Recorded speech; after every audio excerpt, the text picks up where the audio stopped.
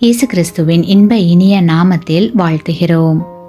இன்றைய வேத வசனம்: கர்த்தருக்கு பயப்படுகிற மனுஷன் எவனோ அவனுக்கு தாம் தெரிந்து கொள்ளும் வழியை போதிப்பார், அவன் ஆத்துமா நன்மையில் தங்கும். கிறிஸ்துவுக்குள் அன்பான சகோதர சகோதரிகளே, நாம் அனுபவிக்கிற சகல நன்மைகளும் தேவ அன்பினால் கிடைத்தவை. எல்லாம் தேவனுக்கு சொந்தம். தேவனே கொடைவல்லல். ஏனெனில் நமக்காக நம்மேல் வைத்த அன்பிற்காக தன்னுடைய ஒரே குமாரனையே தந்தார். இப்படி இருக்க மற்றவைகளை தராதிருப்பது எப்படி?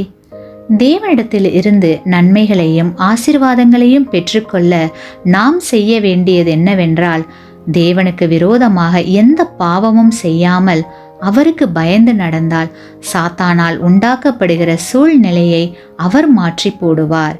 மிகவும் வளமான வாழ்க்கையை தேவன் நமக்கு தருவார்.